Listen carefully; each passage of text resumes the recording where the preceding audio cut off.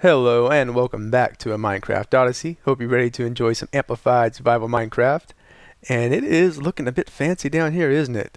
Yeah, I've been doing some work in this little intersection area. If you remember from last episode, we talked about how we need an easier way of getting from side to side here, as opposed to just interpolling over the farm. So I got to work on, putting in like a little, not that direction, there we go, putting in like a little intersection down here that we can run through. I got in one of those building moods. I probably spent like 4 or 5 hours on this area trying to figure out a design that I liked. Tried a whole bunch of different things, and this is what I've settled on for the moment. My first idea down here, let me get back into this mode. My first idea was we were going to do like a little micro jungle or something, right? So we have like tiny little trees down here with leaf blocks everywhere, and then we'll just make it just nice and simple. Just a little walkway that went around here and goes to each corner. So that way we can travel to side. But I think I'm going to scrap the micro jungle idea now because I noticed we are in a plains biome. For some reason I was thinking we were in a root forest, and so I thought it would look a lot better. But I'm not super fond of the way grass looks, and leaf blocks as well. I don't really like the way they look in a plains biome, so I think I'm going to do something else than a little micro jungle. If you got any ideas, let me know in the comments, because I'm still open to suggestions. Haven't really figured out what I want to do yet. Ooh, this bridge right here. Or not bridge, this staircase. I really like the way this turned out. It's super simple. All it is just a diagonal stairs, right? But then we're using polished andesite and a cobblestone fence as structural supports. And then we got leaf blocks underneath. Super simple, but it looks really good. I like the way it looks. Oh, and this, yeah, we got a little suspended walkway here. By the way, I'm going to give you a warning. In this world, we will probably have a lot of suspended walkways. I don't know why. I just really like the way it looks. I tend to do it a lot.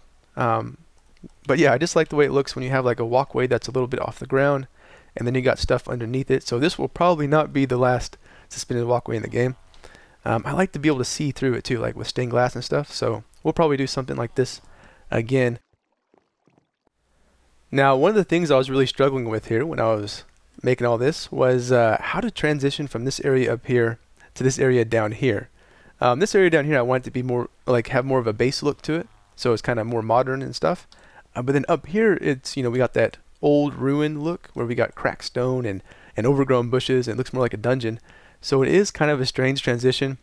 I was trying to figure out how to do that, and this is what I've come up with at the moment. So here, use your imagination here.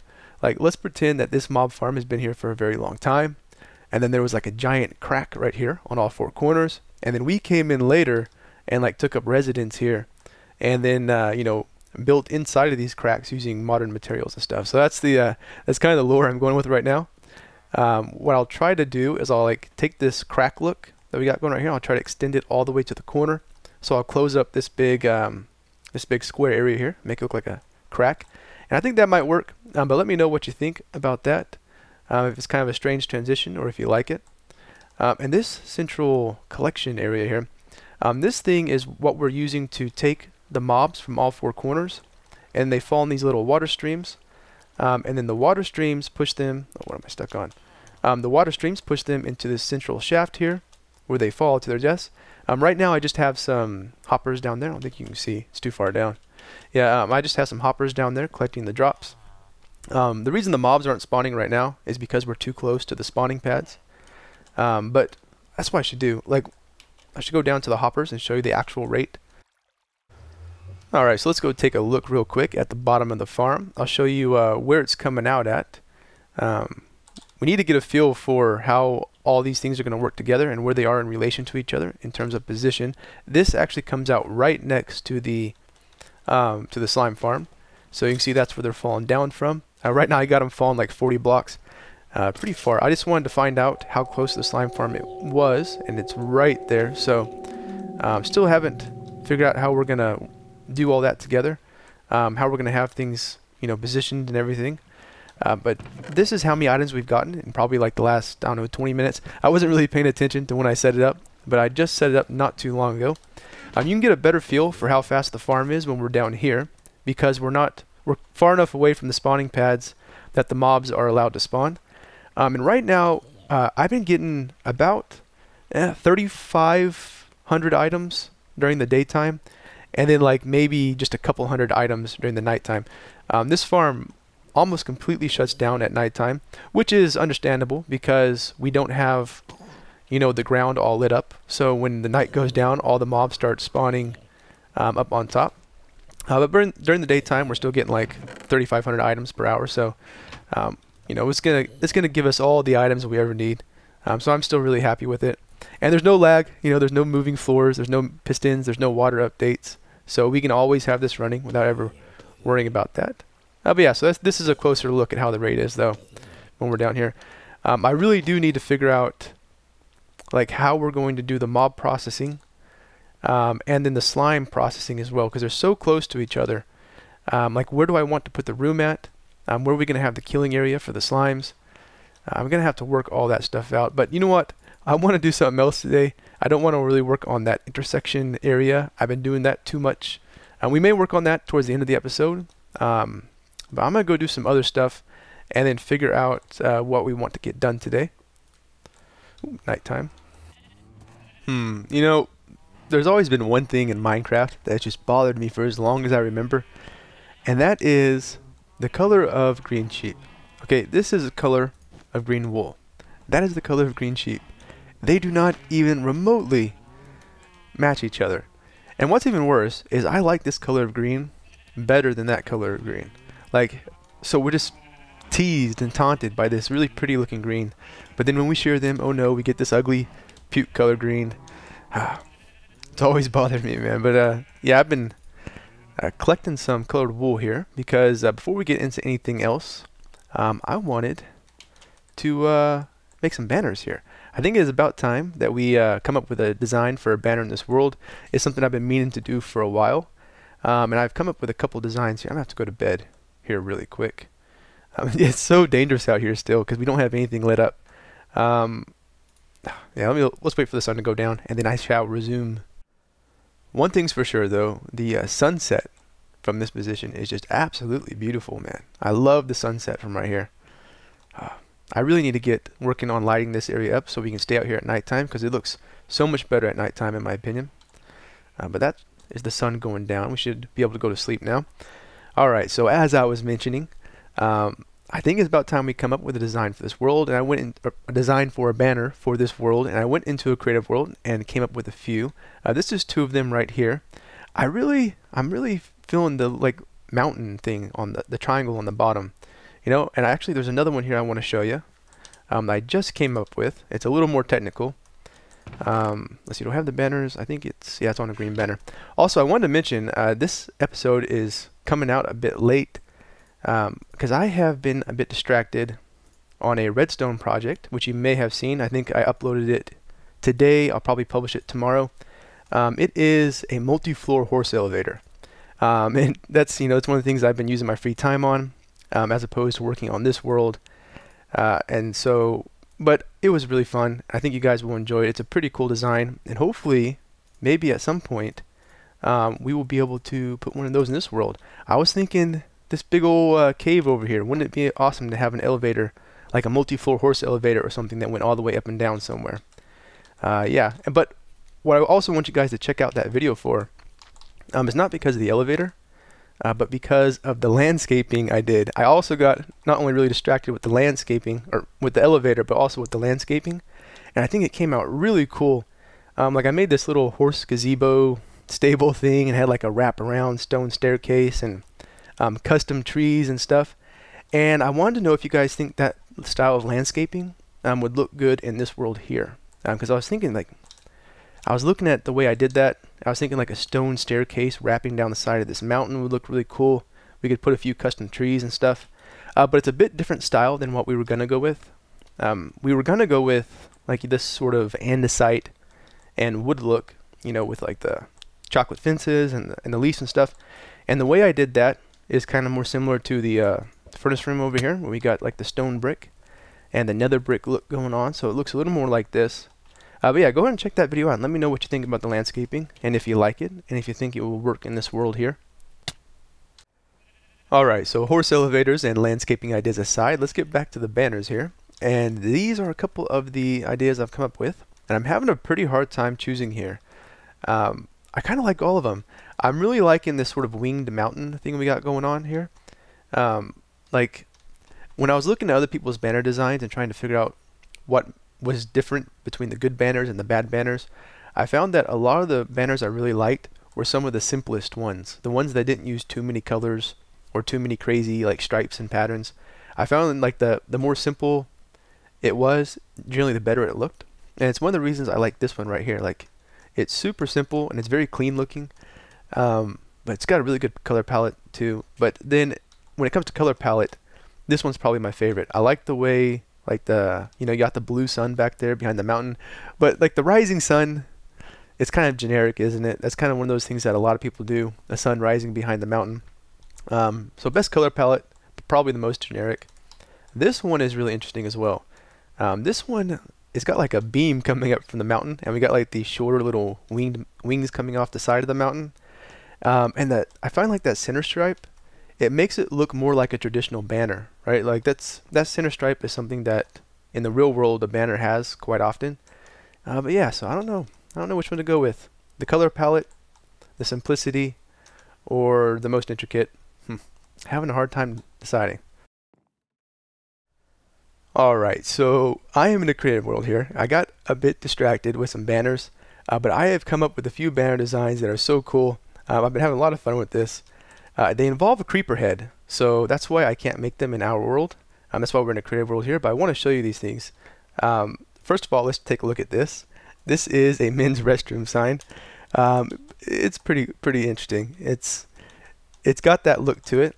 This is just a white creeper charge, a white center stripe, and then a top half cyan. But then counter to that, we have the women's restroom sign. Whoa, what happened there? And this one was really difficult to figure out. It took me a while. I spent like half an hour trying to figure this thing out. And the secret to this one was the cyan border. That's how we're getting like that little indent right there on the skirt. You put a cyan border and then you put a center stripe over it. And the center stripe is like the legs and the border is like the indent of the skirt. That one took a while to figure out. And she's a little buff. She could probably bench press more than me, but it does look like a women's restroom sign. But the coolest one by far is this one right here. This is the Minecraft demon. Oh, dude, that looks so cool. If there was a demon in Minecraft, that's what it would look like. And I was doing some YouTube searches, seeing if anyone had made stuff like this before, and I didn't find anything. And the only banners that I saw that were like demon banners were just like a scary face. But this looks so cool in my opinion. Yeah, the way you make this one is black creeper charge, black flower charge, red, that's the red top half. No. Well, you can look up on Minecraft what I don't remember what a perfess is. You know what? No, it is. It's the red top half, then the black center stripe, and then a red inverted chevron. Alright, so we are back into the world here. And I actually came up with two more designs over here. I want to show you real quick. This one right here is the same as this, but with a different color palette. It reminds me of like a DC Universe type of color palette, you know, the blues and the blacks and the whites. Looks really good. And this one right here, this is just like we took the beam behind the mountain and turned it into a Kamehameha or something. You know, they all look pretty cool. If you have a personal favorite, let me know, because I'm having a hard time making a decision here. But anyways, what we need to do is get on with the project today. And one of the things I was thinking we need to do is we need a bit more storage. You know, this little so-called temporary storage thing that we first made in the world, this thing has been here forever, and I need to start phasing it out because this is not a permanent structure. This is going to get removed eventually. Our little road right here, Creeper's Pass, it's eventually going to come from like that tree line back there, and it's going to come through here, and it's going to go right through where all these chests are and like split off in two directions. I'm trying to figure out where I want to add just a little bit more storage. I don't want to get started on like the official storage room because I need to get the minecart infrastructure in place first, which I have been planning off camera, by the way. Like, you wouldn't know it because I haven't shown anything, but I've actually been putting a lot of consideration into how I'm going to have the whole minecart system going, and I got a pretty good idea of what we're going to do. But back to right now, I think we need to add a little more storage right here because I think this is going to be like a permanent infrastructure. I really like it. It looks really neat. I don't know if it's always going to be an enchanting area, but I think this will probably end up staying. And one place I think we can add a little storage is actually underneath these logs right here. We can have some secret storage or some hidden storage, and I think this will work. I think it'll be pretty cool. What we can do is we can use some sticky pistons to pull down these half slabs that I just broke. I got all the redstone right here. This is our redstone box set for the moment, by the way. But yeah, we can use sticky pistons to pull down those half slabs, and then underneath here we will have mine carts with chest. So obviously we can't have normal chest because we can't open the chest with a log on top. But if we use mine carts with chest, I think that will actually work. So let's see, let me grab the efficiency 4 shovels and haste beacons. Make this kind of work. Very, very annoying. Let me break that right there. Do I got the pistons on me? No. And the sun's going down. So I'm going to put these pistons down here like that, and then on top of those we will have the half slabs, and this is what it will look like when it's pulled down, and then we'll be able to access the mine carts with chests through this little gap, I think. You know, let me go to sleep here real quick. Alright, so I went and grabbed a few jack-o'-lanterns here, and I think it would look pretty cool when we like lower these half slabs down, and if the minecarts kind of glow, you know, we got a bit of a light source coming from them. So I'm going to throw these down right here, and we can put redstone on top of jack-o'-lanterns, and it will power the block next to them. Alright, so the way this is going to work, do I have a lever on me? No. I'll go ahead and make one here. The way this will work is whenever this line of redstone here gets powered from some other means, I don't know yet, these will be up, and that will be the default, right? So that line of redstone will be powered by default. And then somewhere around here, we're going to have like a hidden key or something. I don't know. Maybe like a torch key or a comparator update detector. So like I was thinking maybe we could use a comparator update detector with this furnace or something. But we're going to have some way, means of switching this on or off. And then this will lower, and we'll be able to access the minecart. So let's go ahead and put the minecarts down. And I'll show you that I'm pretty sure the redstone will still work with the minecarts on top of them. I know I've done that before, so we're going to put this here, minecart there, and if I, give me that lever back, if I try this out, yeah, that still gets powered and everything, so perfect. Let me go ahead and put down the rest of these. Down you go, and you, and finally you, and they all fall perfectly into place. Isn't that wonderful? Okay, so now we're going to put the logs back on top. No, not like that. Come on. Give me a break here. And when these half slabs are pulled down, we can easily access these minecarts. Oh, that's so cool. It actually looks pretty cool too, doesn't it? That looks a lot cooler than I anticipated. But now what I need to do, I need to figure out what we're going to use to trigger this, to open this little secret storage here. So I don't know, I might end up using a torch key. I'm going to have to think about that one though. Alright, so I have got it all set up, and I'm actually pretty happy with what I got going here. I came up with something I think is pretty clever actually. Well, go ahead and take a guess. What do you think the input is? Is it a, I don't know, comparator update detector? No. Torch key? Nope, don't have a torch on me. But if I grab something in my hand, and let's say I walk over here and just toss that pickaxe down right there. Oh, what do you know? There's our secret storage. But we did just toss away a pickaxe. And how do we close this thing? Well, if we come over here to this chest and open it up, well, what do you know? There's our diamond pickaxe, and the staircase is closed. That's awesome. That's cool. You gotta admit, that's pretty cool. So I was gonna go with the torch key just to begin with, but then I've made torch keys in the past, and sometimes they can actually be more annoying than anything because, well, if you don't have a torch on you and if you don't have any redstone dust on you, you can't use it. And so I was going to do just like the hopper minecart thing, where you have the hopper minecart under the wood, and then you toss an item, and the item gets either destroyed or stored into a chest or something, and then you have it hooked up to like a timer, and then this will close after a while. But one annoying thing with that is, well, first of all, you have to like look through your inventory and figure out what you want to dispose of, because you're not going to get back whatever you use. And also, sometimes it's not really that nice to have a timer. Like, what if I want to do a whole bunch of crafting right here? You know, and I'm gonna be here for a few minutes taking stuff out of these chests, and then, you know, crafting stuff in the crafting table. I might want this to not close on me, So it's kind of nice to have a toggled output. And that's what this does right here. So what's also cool about this is you can see this chest can be used just like a normal chest. You know, you don't have to worry about that. It only actually ever does anything if these pistons are retracted. And that's because what I've done here is I've sort of created a very roundabout RS NOR latch. Let me show you the way this works. Oh, and there, that hopper just sucked up that staircase. So you can see the way that works. And this thing is really simple.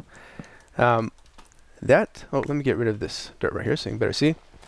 That's pretty much it right there. That's all there is to it, and that is pretty cool. So like I said, we've pretty much created an RS NOR latch here, and you can think of the hopper as the set input and the trap chest as the reset input, and this dropper right here, this is pretty much the memory cell. And so the way it works is when this hopper here sucks up an item, it goes into our memory cell, which powers this comparator and then shuts off that torch.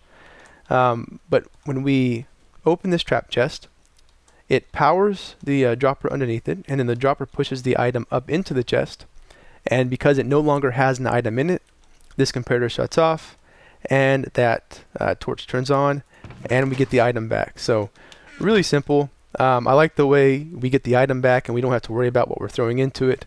We could throw our pickaxe or whatever. Cool. So yeah, I'm really happy with the way that turned out. What I need to do now though, actually let me open that back up. After closing this stuff up, is I needed to go through here and decide what we're going to put into these chests, how I'm going to organize all that, and then we'll probably wrap up the episode after that. Yeah, that's what I've been sounding like as I've been standing here, sounding like a dumb old villager. I am really struggling trying to pick out a favorite here. Yeah, if you got a favorite, let me know, because I'm having a hard time. I like the simplicity of these two. I like the color palette of these ones. I like the intricacy of the two on the ends. Decisions, man. Sometimes they can be so difficult to make, but we are going to need more wool to make them, whichever one. But anyways, I have gotten... Give me that pumpkin. I've gotten done with sorting those little chests over there. You take a look over at these, and I'm starting to phase the stuff out of these chests so they're a bit more empty. The way I got this situated now is right here. We got the ender pearls in the first minecart, and then next to that we got like transparent building blocks, and then some goodies, and then some stone building blocks, wooden building blocks, and some random plant stuff. And so I wanted to have like all the crafted items over here and like the building type stuff, because I think we're going to have the... How much you right there? The bulk items are all going to be like other places, right? So over here, all that's really left is bulk items. So for example, the wood, this will eventually be stored at wherever we have our wood farm at. Same thing with like sugarcane and seeds. And so pretty much everything that's left over here at the moment is bulk items. So like for example, these mob drops here, I'm probably going to have these stored down underneath the mob farm at some point. Like I think we'll set up a automated sorter here pretty soon. But yeah, so that's going to wrap it up for today. Anyways, hope you guys enjoyed the episode. Let me know if you got a favorite banner. Hope you guys like this cool little hidden storage thing. Yeah, and I hope 1.9 snapshot comes out sometime soon. That is kind of a little bit of the reason I've been a little late on the episodes too. I think I've fallen into that kind of trap that a lot of the Minecraft YouTubers have fallen into recently, like, oh, I'll wait for the 1.9 snapshot to come out and there'll be new and exciting things and then I can make videos on that. And well, the 1.9 snapshots haven't came out, so hopefully those come out sometime soon. But yeah, hope you guys enjoyed the episode, and as always, thanks for watching, and I'll see you next time.